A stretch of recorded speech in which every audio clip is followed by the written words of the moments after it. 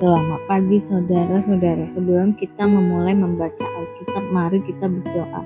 Terima kasih Bapa, untuk hari ini kami bisa bangun dengan pagi yang sehat.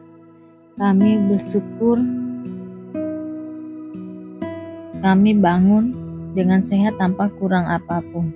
Sebelum kami melakukan aktivitas hari ini, kami rindu untuk membaca Alkitab-Mu Tuhan, untuk melandasi hidup kami dengan kebenaran-Mu. Oleh sebab itu, kami semakin hari semakin berkenan di hadapan-Mu Tuhan. Urapilah setiap kami Tuhan, di dalam nama Tuhan Yesus. Haleluya. Amin. Mengenai mezbah korban bakaran. Haruslah engkau membuat mezbah dari kayu penaga, 5 hasta panjangnya dan 5 hasta lebarnya, sehingga mezbah itu 4 persegi, tetapi 3 hasta tingginya. Haruslah engkau membuat tanduk-tanduknya pada keempat sudutnya. Tanduk-tanduknya itu haruslah seiras dengan mezbah itu, dan haruslah engkau menyalutnya dengan tembaga. Juga harus engkau membuat kuali-kualinya tempat menaruh abunya, dan sodok-sodoknya, dan bokor-bokornya, penyiramannya, garpu-garpunya, dan perbaraan-perbaraannya. Semua perkakasnya itu harus kau buat dari tembaga. Haruslah engkau membuat untuk itu kisi-kisi, yakni jala-jala tembaga, dan pada jala-jala itu haruslah kau buat 4 gelang tembaga pada keempat ujungnya.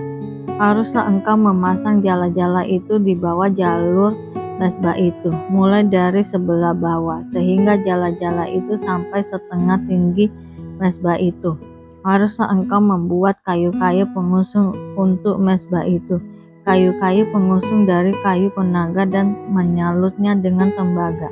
Kayu-kayu pengusungnya itu haruslah dimasukkan ke dalam gelang-gelang itu, dan kayu-kayu pengusung itu haruslah ada pada kedua rusuk mezbah itu waktu mezbah itu diangkut. Mezbah itu harus kau buat berongga dan dari papan, seperti yang ditunjukkan kepadamu di atas gunung itu. Demikianlah harus dibuat mezbah itu.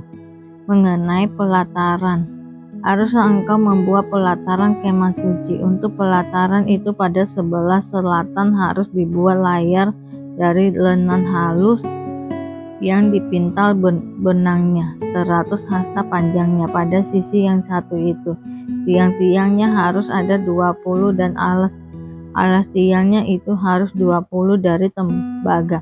Tetapi kaitan-kaitan tiang itu dan penyambungnya harus dari perak.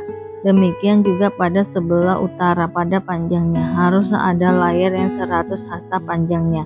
Tiang-tiangnya harus ada 20, dan alas-alas tiang itu harus 20 dari tembaga.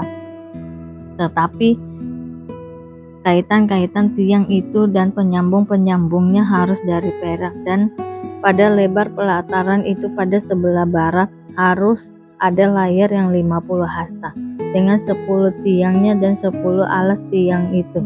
Lebar pelataran itu, yaitu bagian muka pada sebelah timur, harus 50 hasta, yakni 15 hasta layar untuk sisi yang satu di samping pintu gerbang itu, dengan 3 tiang dan 3 alas tiang itu.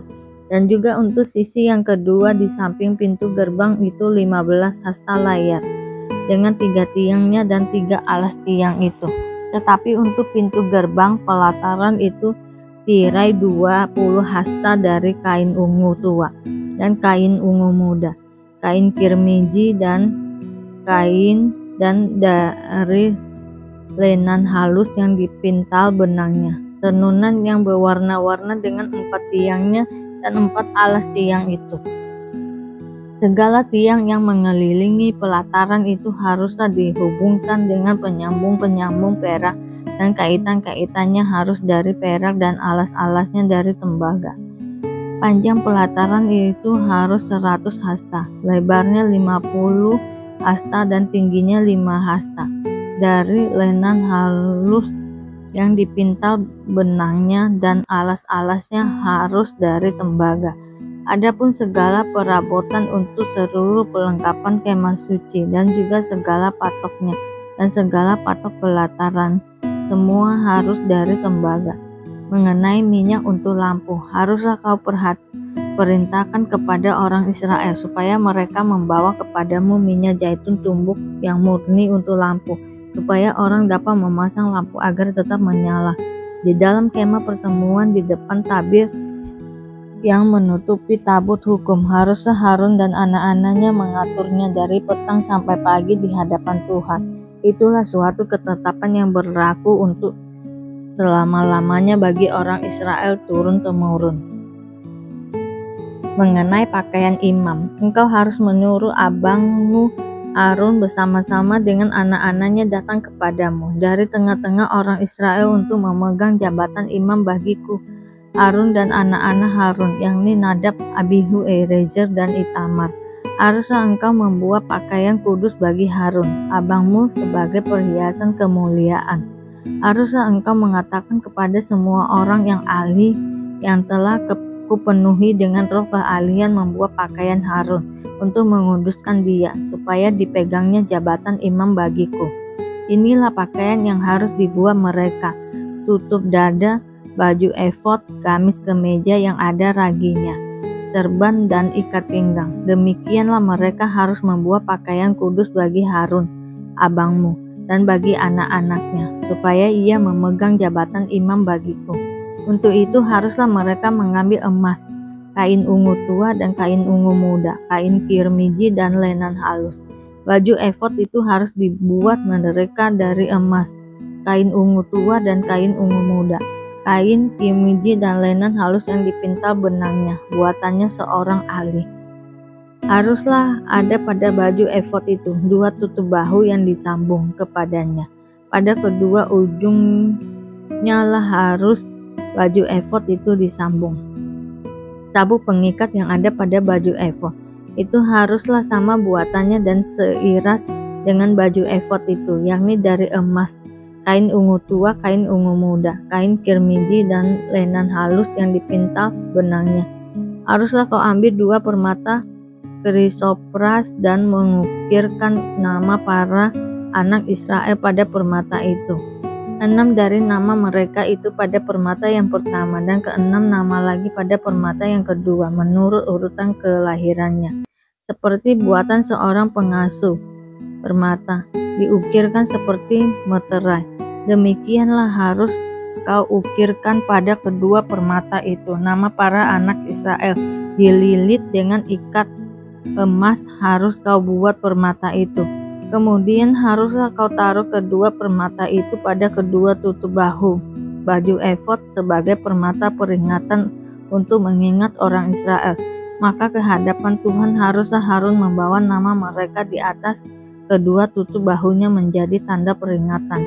Haruslah kau buat ikat emas, dan 2 untai dari emas murni sebagai utas haruslah kau buat itu, yang buatannya sebagai tali berjalin, dan haruslah kau pasang untai berjalin itu pada ikat itu.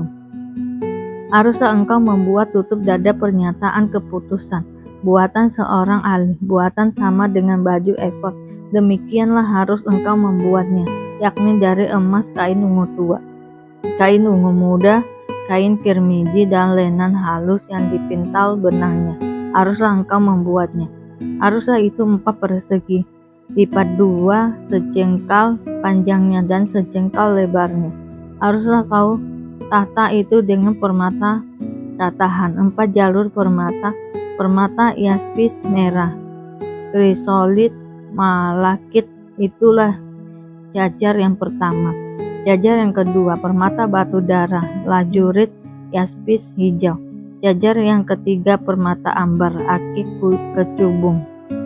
Jajar yang keempat, permata pirus, krisopras, dan nefrit dengan berikatan emas. Demikianlah permata-permata itu dalam tatanya. Sesuai dengan nama para anak Israel, permata itu haruslah 12 banyaknya, dan pada tiap-tiap permata haruslah ada diukirkan seperti meterai nama salah satu suku dari yang 12 itu. Juga haruslah kau buat untuk tutup dada itu untai berpilih, yang buatannya sebagai tali berjalin dari emas murni. Juga haruslah kau buat untuk tutup dada itu 2 gelang emas, dan kedua gelang itu harus kau pasang pada kedua ujung tutup dada. Haruslah kedua untai emas yang berjalin itu kau pasang pada kedua gelang itu, pada ujung tutup dada. Kedua ujung lain dari kedua untai berjalin itu haruslah kau pasang pada kedua ikat emas itu. Demikianlah kau pasang pada tutup bahu baju efod di sebelah depannya. Haruslah engkau membuat 2 gelang emas dan membubuhnya pada kedua ujung tutup dada itu, pada pinggirnya yang sebelah dalam yang berhadapan dengan baju efod. Juga haruslah engkau membuat 2 gelang emas dan memasangnya pada kedua tutup bahu baju efod, di sebelah bawah pada bagian depan dekat ke tempat persembungannya di sebelah atas sabuk baju efod. Kemudian haruslah tutup dada itu dengan gelangnya diikatkan kepada gelang baju efod dengan memakai tali ungu tua sehingga tetap di atas sabuk baju efod, dan tutup dada itu tidak dapat bergeser dari baju efod. Demikianlah di atas jantungnya harus dibawa Harun nama para anak Israel pada tutup dada pernyataan keputusan itu, apabila ia masuk ke dalam tempat kudus, supaya menjadi tanda peringatan yang tetap di hadapan Tuhan. Dan di dalam tutup dada pernyataan keputusan itu haruslah kau taruh Urim dan Tumim.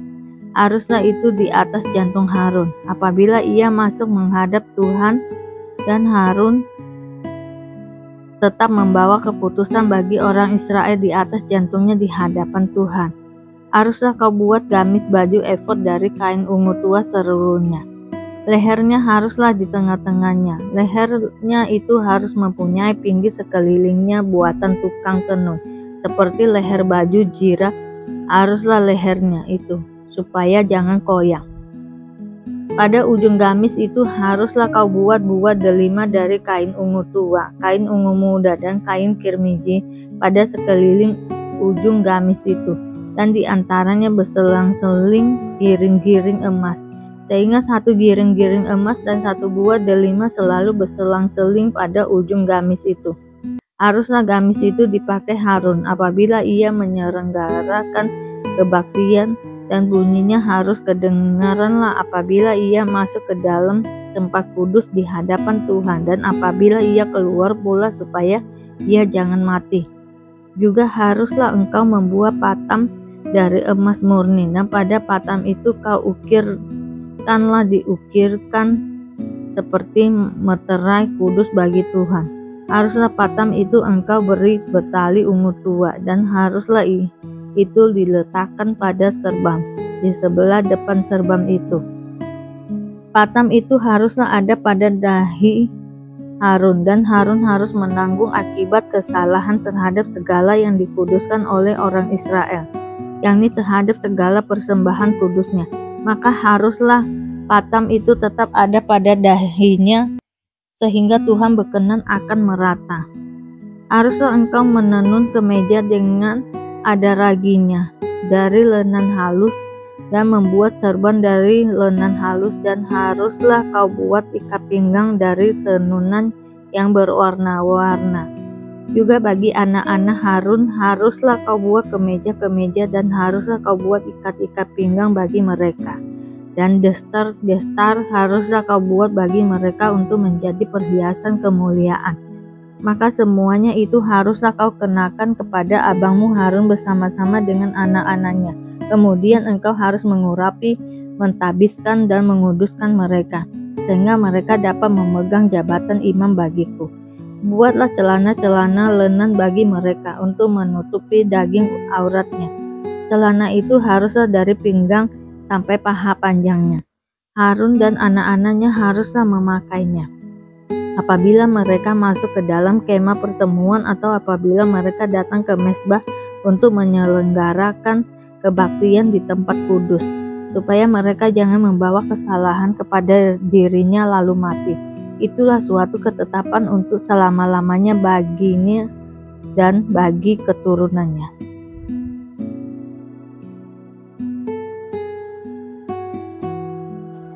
Yohanes Pembaptis.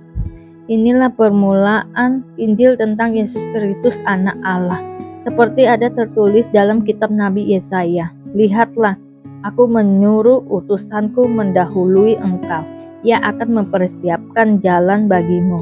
ada suara orang yang berseru-seru di padang gurun.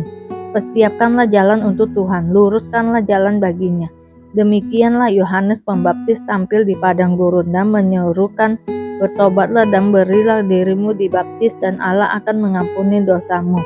Lalu datanglah kepadanya orang-orang dari seluruh daerah Yudea dan semua penduduk Yerusalem, dan sambil mengaku dosanya mereka dibaptis di sungai Yordan. Yohanes memakai jubah bulu unta dan ikat pinggang kulit, dan makanannya belalang dan madu hutan. Inilah yang diberitakannya, sesudah aku datang, ia yang lebih berkuasa daripadaku, membungkuk dan membuka tali kasutnya pun aku tidak layak. Aku membaptis kamu dengan air, tetapi ia akan membaptis kamu dengan Roh Kudus.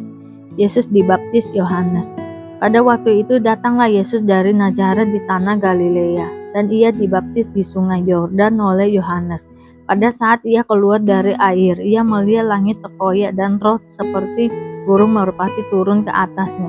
Lalu terdengarlah suara dari sorga, "Engkaulah anakku, yang kukasihi, kepadamulah aku berkenan." Pencobaan di padang gurun. Segera sesudah itu Roh memimpin dia ke padang gurun. Di padang gurun itu ia tinggal 40 hari lamanya. Dicobai oleh iblis, ia berada di sana di antara binatang-binatang liar dan malaikat-malaikat melayani dia. Yesus tampil di Galilea. Sesudah Yohanes ditangkap, datanglah Yesus ke Galilea memberitakan Injil Allah. Katanya, waktunya telah genap, kerajaan Allah sudah dekat.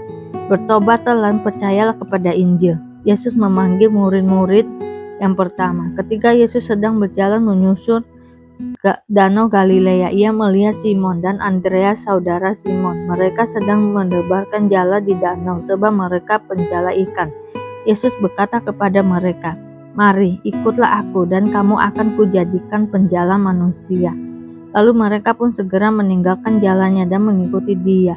Dan setelah Yesus meneruskan perjalanannya sedikit lagi, dilihatnya Yakobus, anak Zebedeus, dan Yohanes saudaranya sedang membereskan jala di dalam perahu. Yesus segera memanggil mereka dan mereka meninggalkan ayahnya Zebedeus di dalam perahu bersama orang-orang upahannya lalu mengikuti dia. Yesus dalam rumah ibadat di Kapernaum.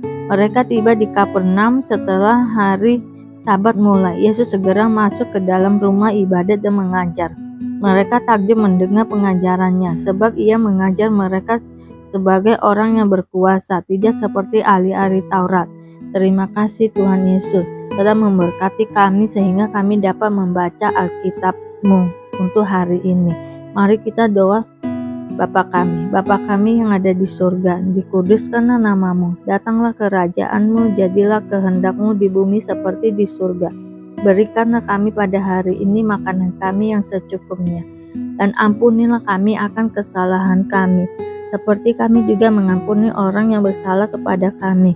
Dan janganlah membawa kami ke dalam pencobaan, tetapi lepaskanlah kami daripada yang jahat, karena Engkaulah yang mempunyai kerajaan dan kuasa dan kemuliaan sampai selama-lamanya. Terima kasih Bapa. Kami selalu bersyukur atas apapun Tuhan berikan hidup kami. Engkau tidak pernah meninggalkan kami ya Bapa. Hidup kami akan senantiasa berkecukupan di dalam-Mu. Di dalam nama Tuhan Yesus kami berdoa dan mengucap syukur. Amin, amin, amin. Tuhan Yesus memberkati.